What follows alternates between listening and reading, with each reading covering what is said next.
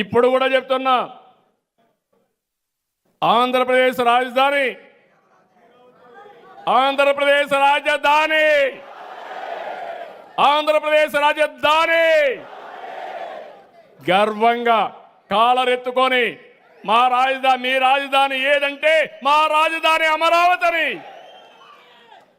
ఆ రోజు దేవతల రాజధాని, ఇప్పుడు కూడా దేవతల రాజధాని అమరావతి, ప్రజా రాజధాని అమరావతి. అన్ని ప్రాంతాల అభివృద్ధి చేస్తాం. అదే సమయంలో గర్వంగా నా రాజధాని అమరావతిని చెప్పుకొని విశాఖపట్నం నెంబర్ 1 సిటీ అవుతుంది, తిరుపతి మెగా సిటీ అవుతుంది, రాష్ట్రం అన్ని ప్రాంతాల అభివృద్ధి అవుతుంది. అభివృద్ధి అయిన ఈ రాష్ట్రానికి కేంద్రంగా అమరావతి ఉంటుందని చెప్పి కూడా నేను మీకు తెలియజేస్తున్నా. అందుకనే క్రెడిట్ చోరీ లేదు. ఈ క్రెడిట్ చోరీ అని చెప్పి గింజుకున్న ఒక సైబరాబాద్, ఒక కియా, ఒక గూగుల్, ఒక భోగాపురం, ఒక గ్రీన్ ఎనర్జీ, లేకపోతే 45 సంవత్సరాలుగా ఈ దేశంలో ఒక ప్రత్యేకత సంతరించుకున్న తెలుగుదేశం పార్టీని నువ్వు ఏమాత్రం ఊహించుకోలేవు. భవిష్యత్తులో ఊహించుకునే అవకాశం కూడా ఉండదు. మీకు అర్థం కాదు.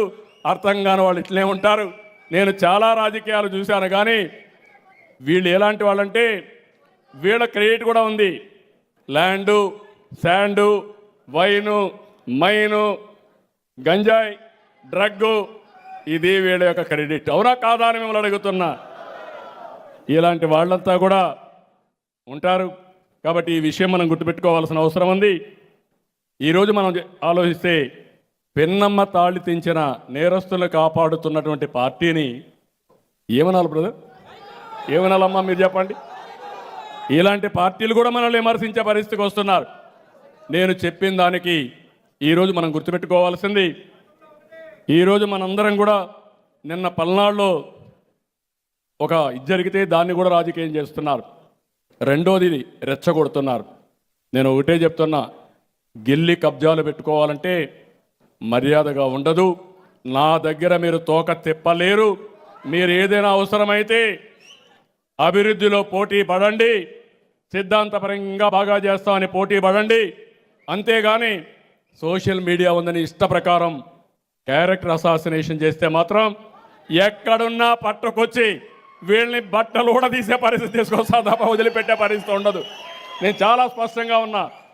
నువ్వు తప్పు చేస్తే మాత్రం వదిలిపెట్టాను. నువ్వు మంచి చేస్తే నేను ఎవరి జోలుకు రాను.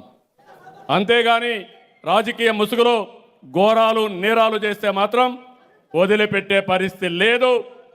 మొన్నే పల్నాడు కూడా చూస్తున్నా. పల్నాడులో ఉండే ప్రజలకు విజ్ఞప్తి చేస్తున్నా, రాయలసీమలో ఫ్యాక్షన్ రాజకీయాల్ని, ముఠా రాజకీయాల్ని అంతు చేసిన పార్టీ మళ్ళీ పల్నాడులో పూర్తిగా ప్రక్షాళన చేసి ఎలాంటి వైలెన్స్ లేకుండా శాంతియుతమైన ప్రాంతంగా తయారు చేసే బాధ్యతకు శ్రీకారం చుడతామని చెప్పి కూడా నేను మీకు తెలియజేస్తున్నా. అదర్వైజ్ అక్కడ చూస్తే కడాన నేను ఆ ప్రాంతానికి పోవాలంటే మా ఇంటికి, మా గేటుకి తాళాలు వేసిన పరిస్థితి, తాళ్ళు కట్టి పోనీకుండా చేసిన పరిస్థితి. ఆ తాళ్ళు ఆ రోజే చెప్పా, మీ మెడకు ఉరితాళ్ళు అవుతాయని ఆ రోజే చెప్పా. అదే జరిగింది.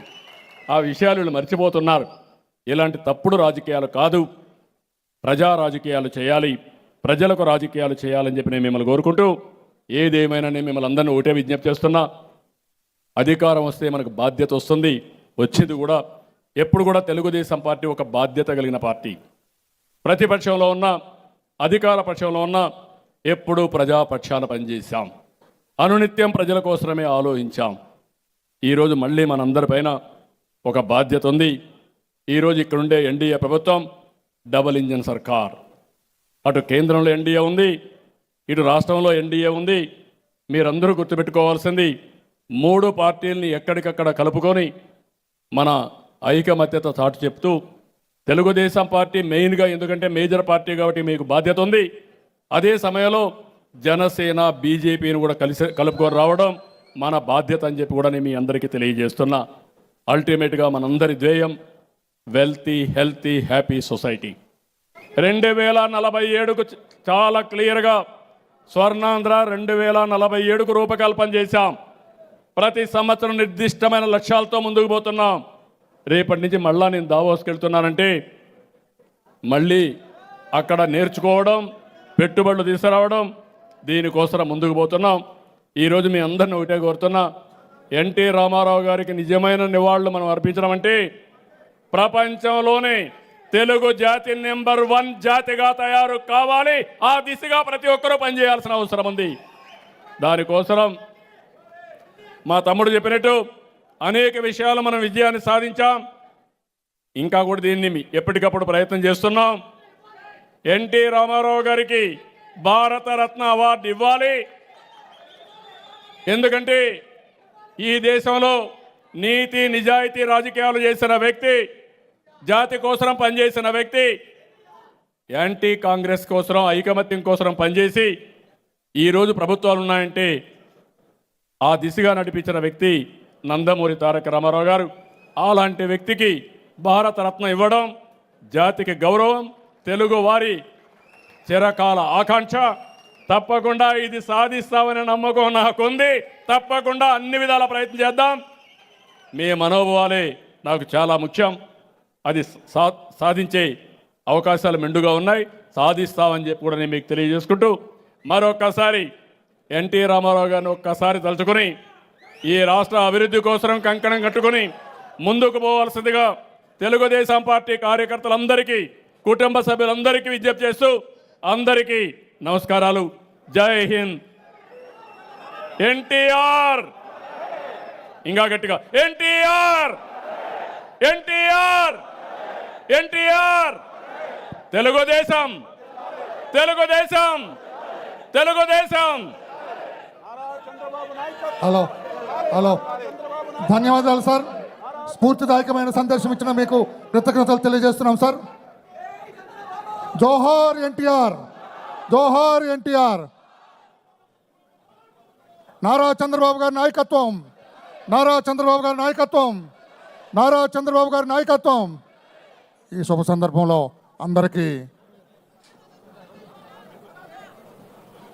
అందరూ కూడా లంచ్ చేసి వెళ్ళవలసిందిగా కోరుతున్నాం. మీ అందరికీ లంచ్ కూడా ఏర్పాటు చేయడం జరిగింది. అందరూ లంచ్ తీసుకొని వెళ్ళవలసిందిగా కోరుతూ ఉన్నాం. అందరికీ కృతజ్ఞతలు, అభినందనలు. నమస్కారం సార్. నమస్కారం.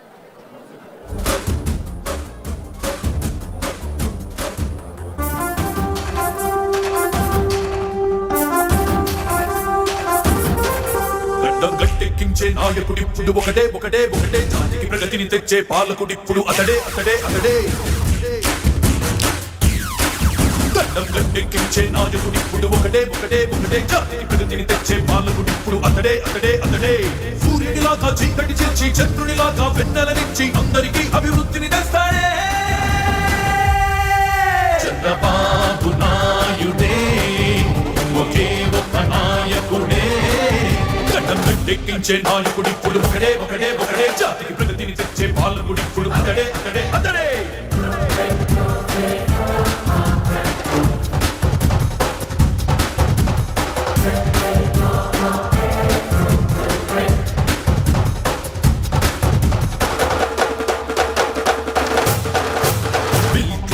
రప్పించి బీపీఎస్ని మెప్పించి ఏలిన A1 స్టేట్స్ మ్యాన్.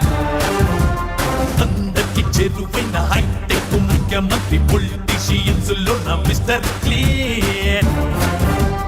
దేశంలోని సీఎంలంతా దేశు చంద్రబాబు అంటే, కేంద్రంలోని నేతలంతా అవార్డిచ్చి అభినందిస్తే అన్ని రంగాలందు మార్పులెన్నో తెచ్చాడే. ఉద్యోగాలకి, వ్యాపారాలకి వృద్ధిని ఇచ్చాడే. ప్రపంచ పటాన ఆంధ్రప్రదేశ్ ప్రత్యేకంగా చూపాడే చంద్రబాబు నాయుడే. ఒకే ఒక నాయకుడే. గడ్డం గట్టెక్కించే నాయకుడిప్పుడు ఒకడే ఒకడే ఒకడే,